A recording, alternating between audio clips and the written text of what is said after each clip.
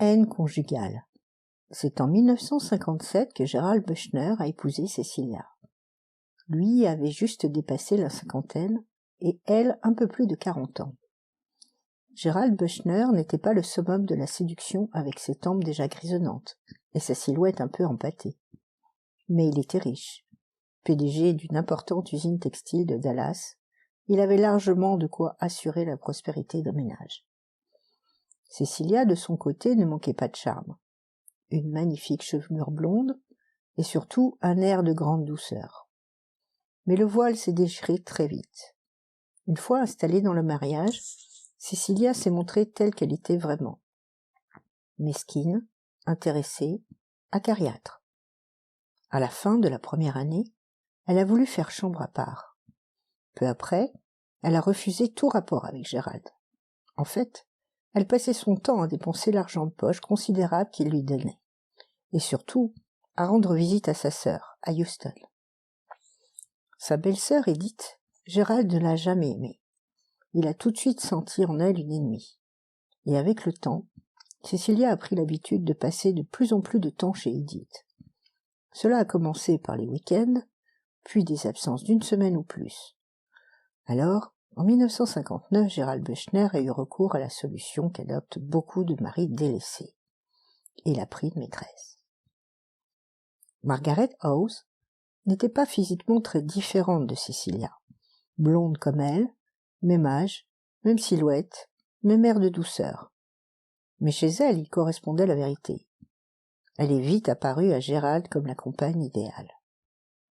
Voilà où nous en sommes au début de l'année 1961, quand Gerald Buchner se décide à franchir le pas.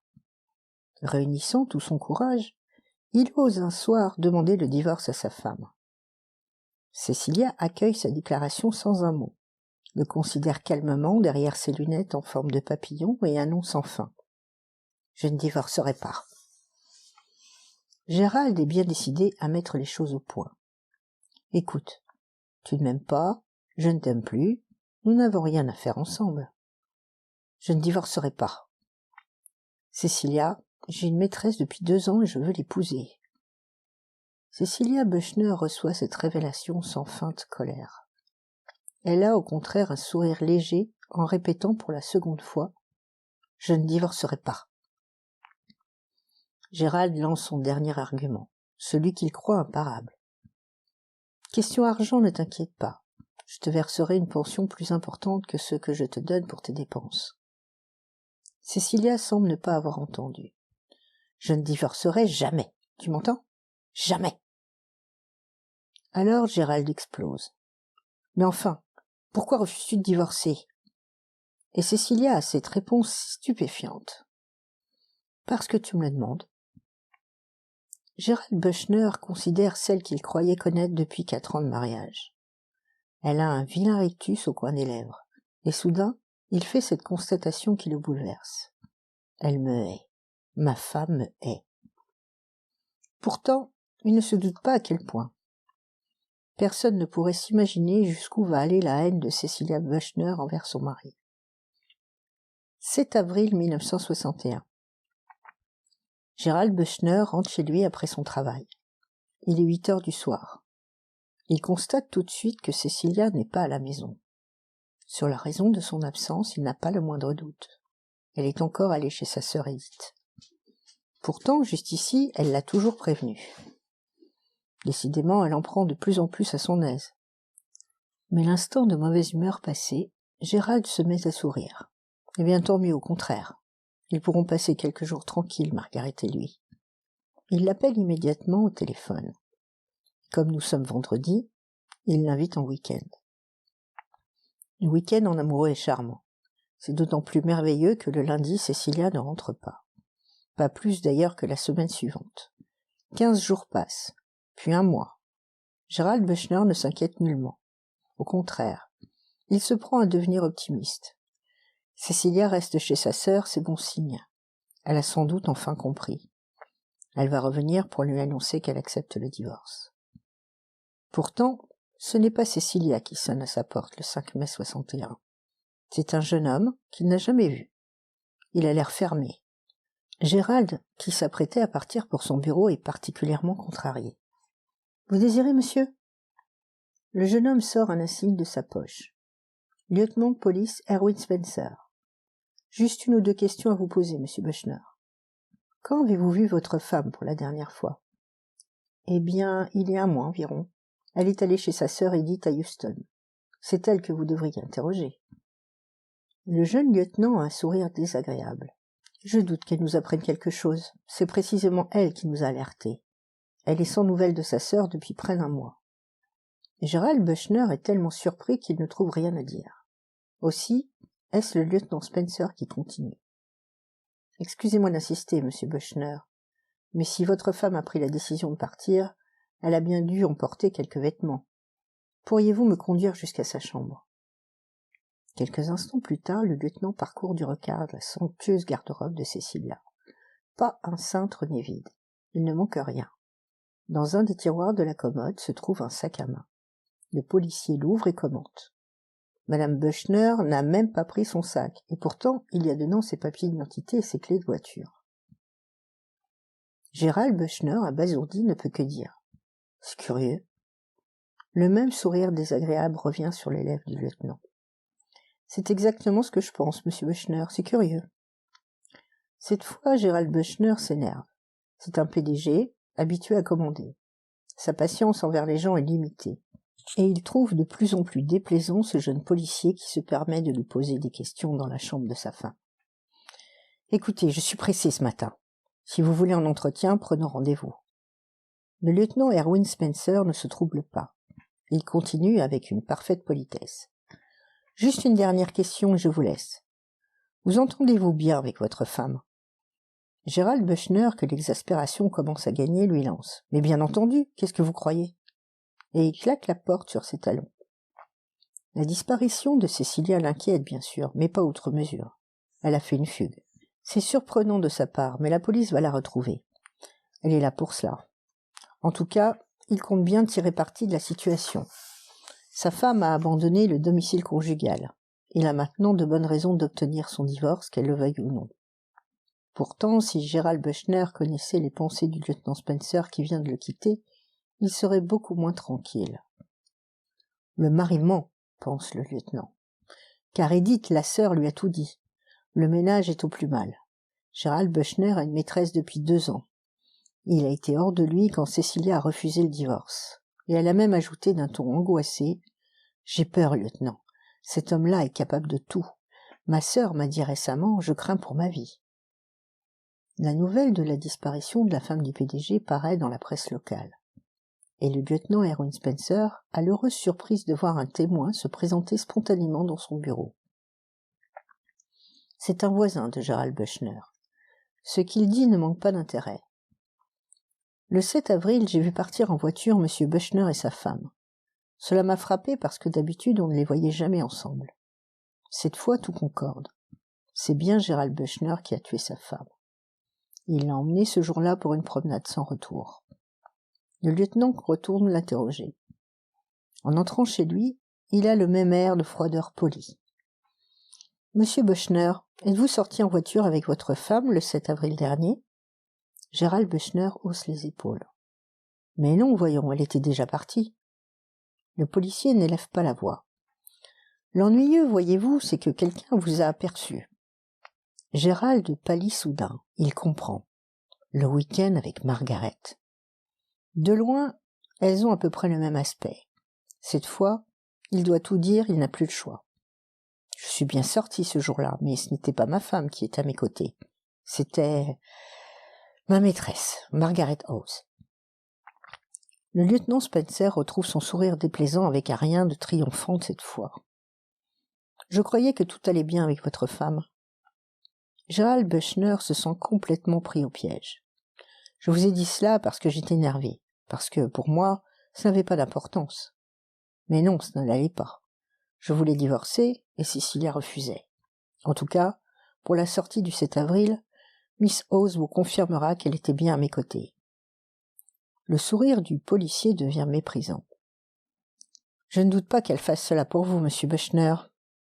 Et effectivement, Margaret Hawes a beau jurer devant le lieutenant qu'elle était avec Gérald le jour fatidique, il ne la croit pas. Au contraire, il fait arrêter le suspect, qui se retrouve bientôt inculpé de meurtre. Si Gérald Buechner acceptait de plaider coupable, il n'aurait peut-être qu'une peine légère. C'est en tout cas ce que lui a dit son avocat. Plaider coupable. Au Texas, les jurés sont indulgents pour les crimes passionnels. Je vous garantis 10 ans au maximum. Mais Gérald refuse. Et devant le tribunal, la défense doit soutenir une thèse à laquelle elle ne croit pas. Tout serait en fait, affirme sans conviction l'avocat, une épouvantable vengeance de Cecilia Buechner, agissant par haine de son mari. Elle aurait choisi de disparaître à jamais, de vivre dans la clandestinité le restant de ses jours, dans l'unique but que Gérald soit condamné pour meurtre. Face à cette histoire rocambolesque, la déposition du lieutenant Spencer est autrement convaincante. Pourquoi Gérald Buechner, s'il est innocent, a-t-il menti prétendant s'entendre avec sa femme? Et ce voyage avec sa femme le jour de sa disparition? Tout concorde. L'attitude de l'accusé, les faits, le mobile. À l'issue d'une délibération rapide, Gérald Buechner est condamné à 20 ans de prison. Cette relative indulgence est due au fait que le corps de la victime n'a pas été retrouvé et qu'il reste malgré tout un doute.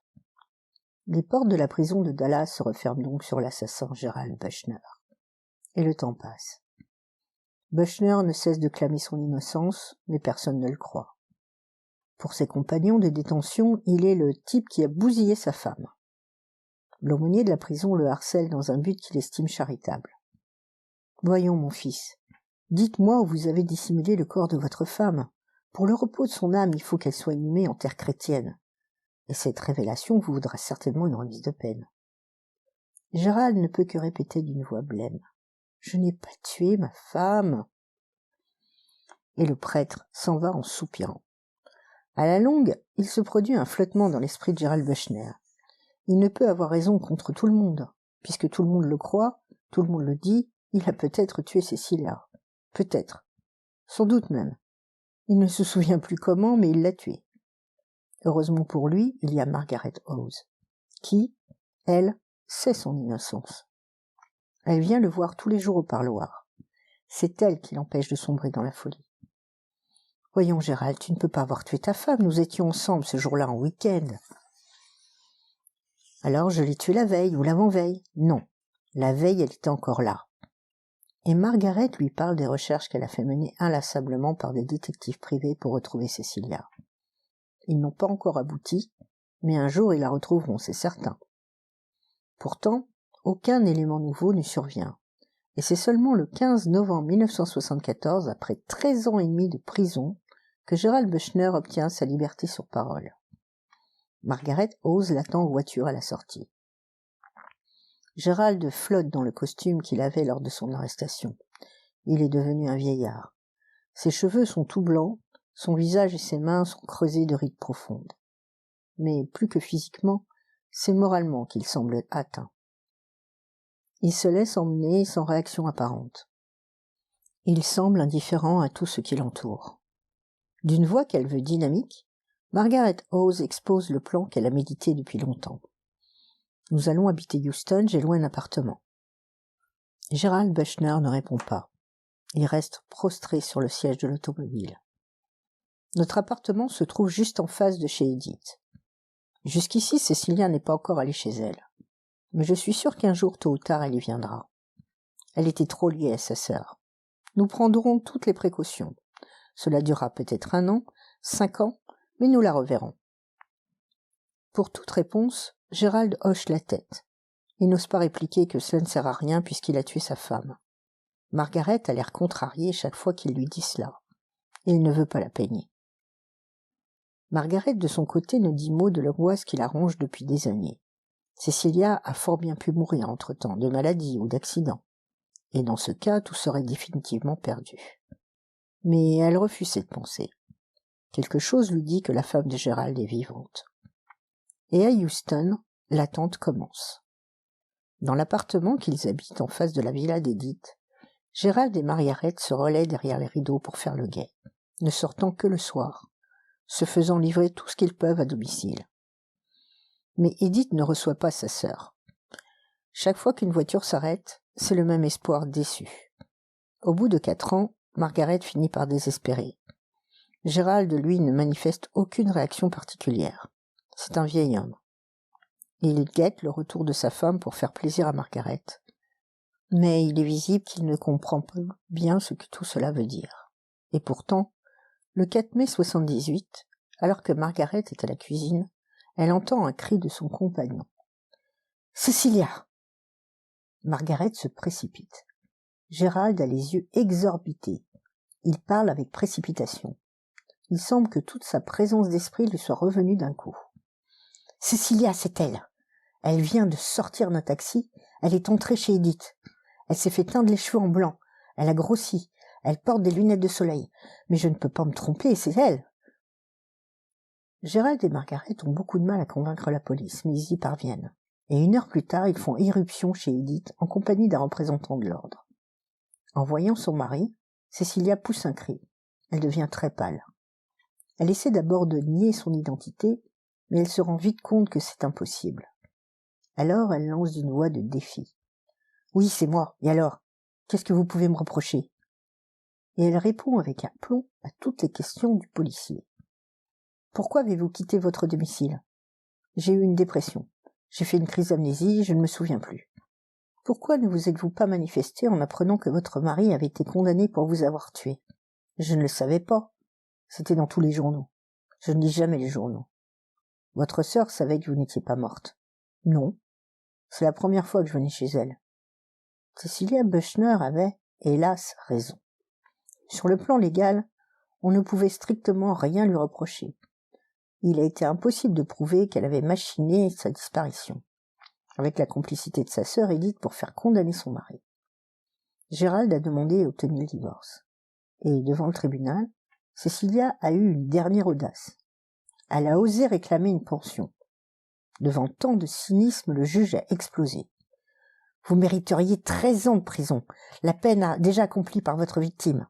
Vous êtes une criminelle, vous n'aurez pas 1 centime. » Cecilia est morte 1 an plus tard de maladie.